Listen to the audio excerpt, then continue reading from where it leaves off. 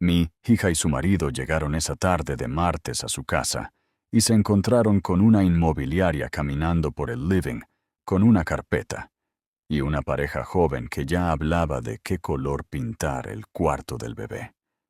Sé esto porque mi hija me llamó 47 veces en las 2 horas siguientes. No atendí ni una sola vez. Déjenme retroceder 3 semanas. Había viajado a Mar del Plata a visitar a mi vieja amiga de la facultad, una mujer que conocía desde los 22 años, cuando las dos éramos demasiado tercas para admitir que le teníamos miedo a algo. Había tenido una ACV leve en febrero, nada catastrófico, pero suficiente como para hacerme pensar el tiempo de otra manera. ¿Cuánto de él le había estado dando a la gente equivocada? El viaje de vuelta a Córdoba debía durar 6 horas.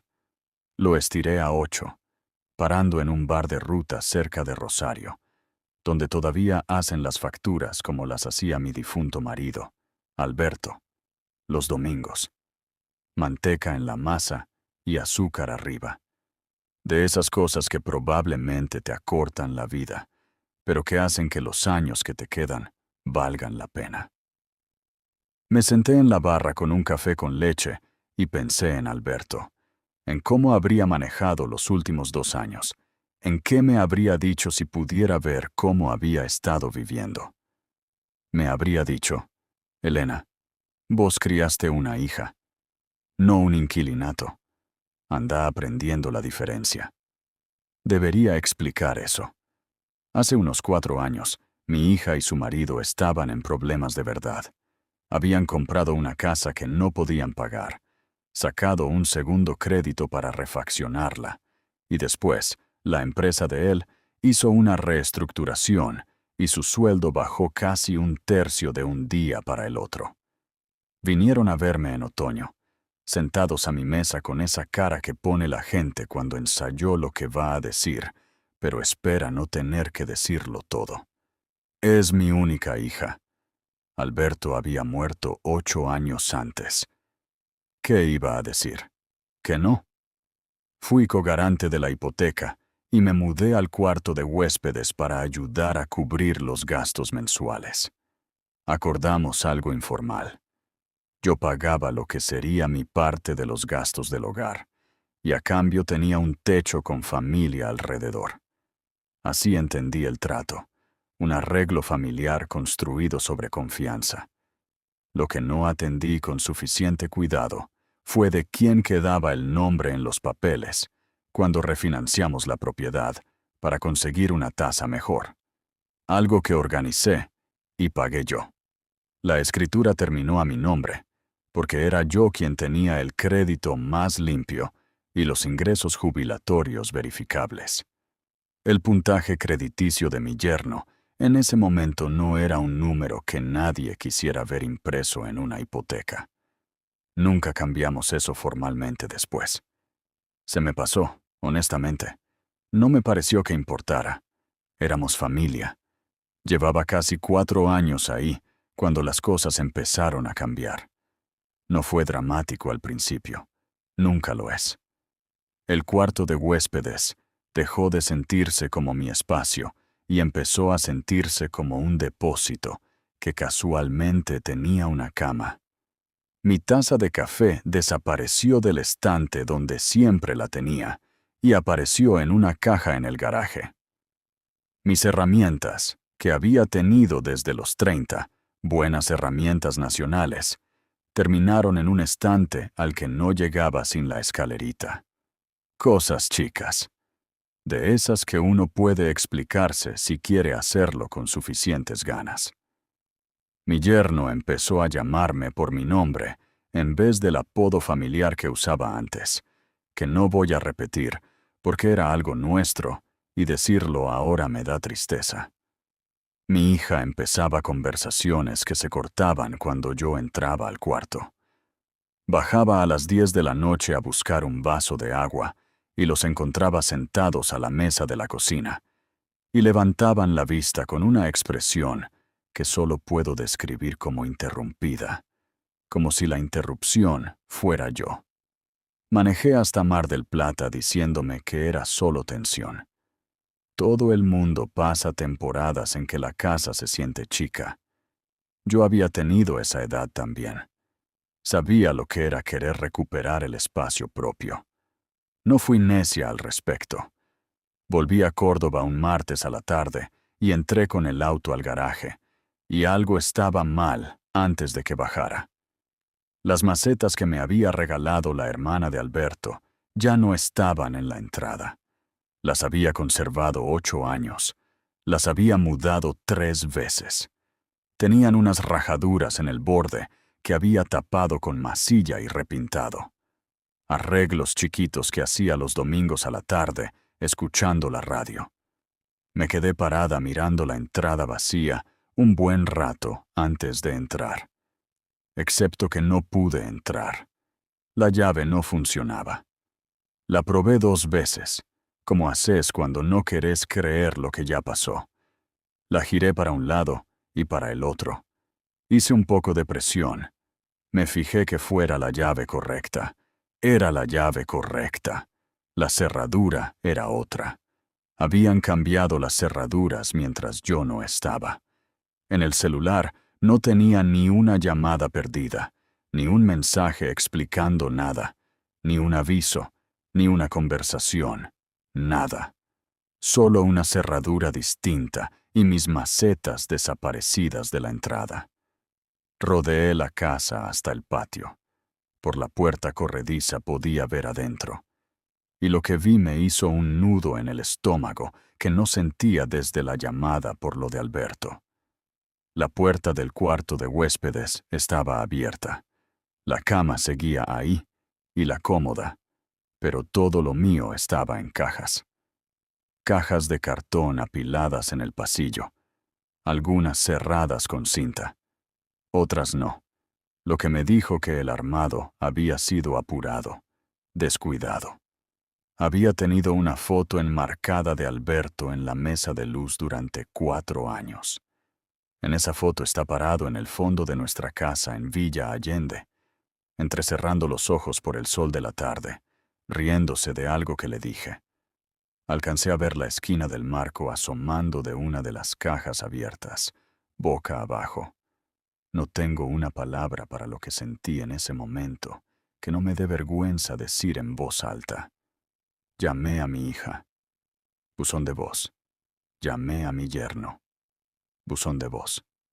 Me senté en el escalón de atrás de mi propia casa y miré el jardín que había cortado cada 2 semanas durante 4 años, el sector del cerco que había arreglado en octubre, el cantero donde venía plantando tomates 3 veranos seguidos.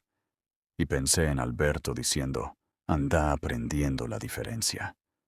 La vecina de al lado, una maestra jubilada siempre bastante amable, salió a revisar el comedero de pájaros. Me vio sentada ahí y volvió a entrar sin decir una palabra. Eso me dijo todo lo que necesitaba saber sobre cuánto le habían avisado al barrio. Esperé 2 horas.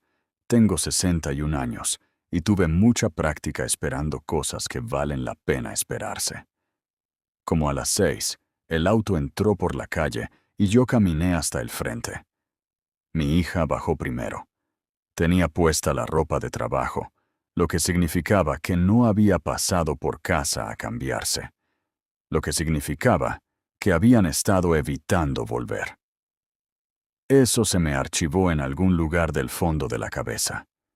Mamá, lo dijo como una frase que no quería ir a ningún lado. Mi yerno se quedó junto al auto. Hacía esa cosa que hace la gente cuando sabe que hizo algo mal, achicarse, ocupar lo menos posible de la escena. Mantuve la voz tranquila. Pregunté qué estaba pasando. Le dije que había vuelto a mi casa y me encontré con una cerradura distinta y mis cosas en cajas. Pedí una explicación. Estaba preparada para esto. Lo noté porque las palabras salieron en un orden particular, del tipo que no ocurre en una conversación natural. Venían hablando de esto hacía rato, seguramente ensayándolo juntos, quizás con ayuda de una terapeuta o de algún podcast sobre poner límites. Una de esas cosas que le dan permiso a la gente para hacer lo que ya quería hacer. La hipoteca estaba casi pagada.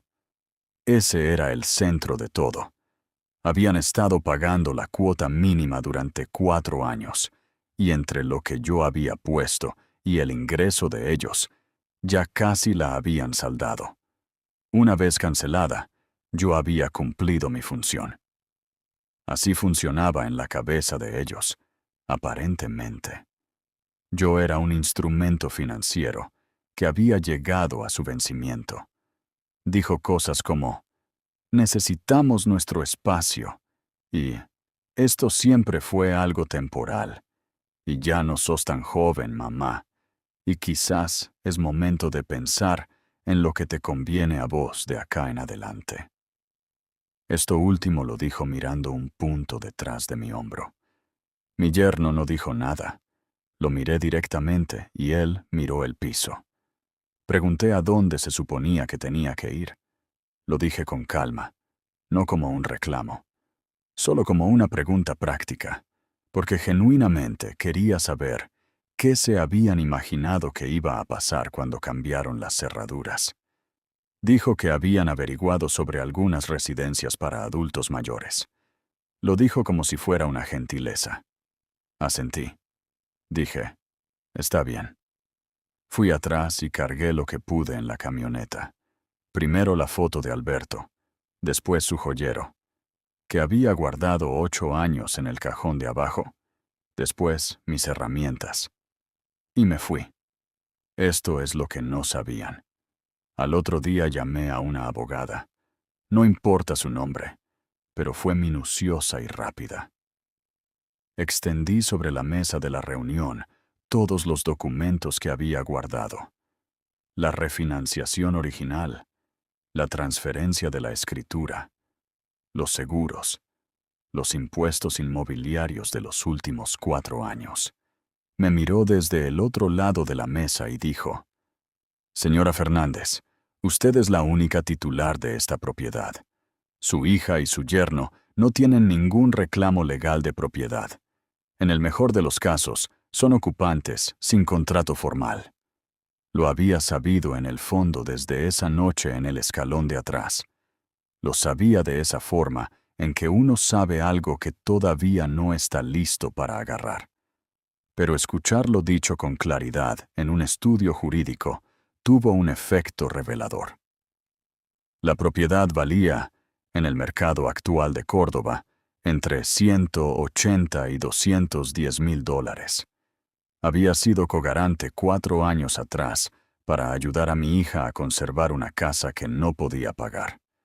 La refinanciación había dejado la escritura enteramente a mi nombre. Había estado pagando para mantener y mejorar una propiedad que legalmente era mía, mientras vivía en el cuarto de huéspedes y pedía disculpas por usar la cocina. La abogada preguntó qué resultado buscaba. Dije que quería vender. Recomendó una inmobiliaria. Hice una cita esa misma tarde. La agente, profesional, eficiente, del tipo de persona que resuelve las cosas sin pedirte explicaciones 2 veces, recorrió la propiedad conmigo ese sábado, mientras mi hija y mi yerno seguramente estaban en la feria orgánica a donde iban todas las semanas. Dijo que estaba en buen estado. Dijo que la reforma de cocina que habían hecho 3 años atrás, la que yo había financiado en silencio, le había sumado valor real. Dijo que podía publicarla el lunes y tener visitas a mitad de semana. Dije, hagámoslo. Después fui al aeropuerto y saqué un pasaje a Bariloche, a lo de mi primo, que tiene 73 años, está jubilado, y vive en una casa con un cuarto de huéspedes que hace años me invita a usar. Siempre le decía que estaba muy ocupada. Ya no lo estaba. Apagué el teléfono a la altura de la cordillera. Los llamados empezaron el día que salió la publicación. Primero mi hija, después mi yerno, después mi hija de nuevo. Después un número que no reconocía y que resultó ser la madre de él. Después mi hija otra vez. Vi las notificaciones acumularse en la pantalla como pruebas de algo que había estado tratando de no ver con claridad. Los primeros mensajes de voz eran enojados, reclamos disfrazados de preguntas. ¿Qué te crees que estás haciendo? No podés hacer esto. Llámanos ya. La voz de mi yerno tensa y controlada. La voz de alguien que se considera razonable y está molesto, porque las circunstancias sugieren lo contrario. Para el segundo día, el tono había cambiado. Empezó a aparecer la palabra por favor. Para el tercer día, mi hija lloraba en los mensajes, y no voy a fingir que eso no me dolió, porque me dolió. Es mi hija. Le enseñé a manejar en un estacionamiento vacío un sábado a la mañana, cuando tenía 15 años, y estaba aterrada. Me quedé con ella 11 horas en la guardia, el año que tuvo apendicitis. La acompañé hasta el altar en su casamiento y le di la mano a su marido creyendo, genuinamente creyendo, que estábamos construyendo algo juntos. El dolor fue real. La decisión se mantuvo igual.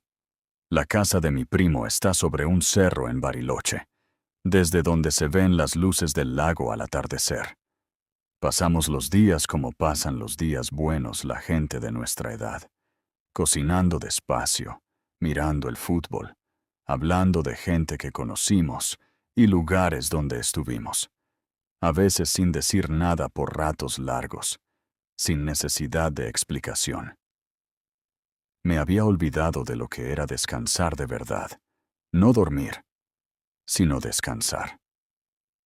La diferencia entre recuperarse del agotamiento y no estar agotada desde el principio. Hubo 3 consultas serias en la primera semana. Para fin de la segunda, llegó una oferta. Una pareja de 30 y pocos, comprando su primera casa. Ambos enfermeros del mismo hospital, buscando echar raíces. La agente dijo que llevaban casi un año buscando. Dijo que se les caían las lágrimas cuando les aceptaron la oferta. La acepté esa misma tarde. Volví a Córdoba un domingo, 22 días después de haberme ido. Me había arreglado para quedarme en un hotel cerca del aeropuerto, algo tranquilo y limpio, nada lujoso. No estaba lista para algo más complicado que eso. Me encontraron en el estacionamiento del hotel el lunes a la tarde. Todavía no sé bien cómo. Solo le había dicho a 2 personas dónde estaba, mi abogada y la agente inmobiliaria, y las 2 son profesionales. Pero Córdoba no es tan grande, y supongo que si llamas a suficiente gente, terminás llegando a algún lado, o quizás vieron la camioneta. Mi hija tenía cara de no haber dormido. Su marido se quedó medio paso atrás, cosa que noté. La misma distancia que en la entrada, 3 semanas antes. Empezó a hablar antes de terminar de cruzar el estacionamiento. Todo lo que dijo era cierto en el sentido técnico más estrecho y no significaba nada en el sentido que realmente importa. Que habían estado bajo mucha presión, que no habían manejado bien la conversación, que habían estado pensando en mis sentimientos y se dieron cuenta de que se habían equivocado, que la casa se sentía distinta ahora y que por favor pudiéramos hablar. La dejé terminar. Dije, sé que están en una situación difícil, sé que esto no es lo que esperaban, y quiero que entiendas que no estoy haciendo esto para lastimarlos. Ahí dijo, para. Dijo, podés parar esto ahora mismo. La casa todavía no se vendió.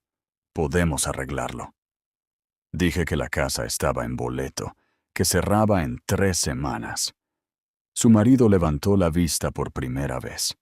Tenía la cara de un hombre que había hecho la cuenta y no le había gustado el resultado. Dije, hace 4 años me mudé a su cuarto de huéspedes para ayudarlos a conservar la casa. Pagué la refinanciación. Cubrí los servicios, los arreglos, la mitad de las compras.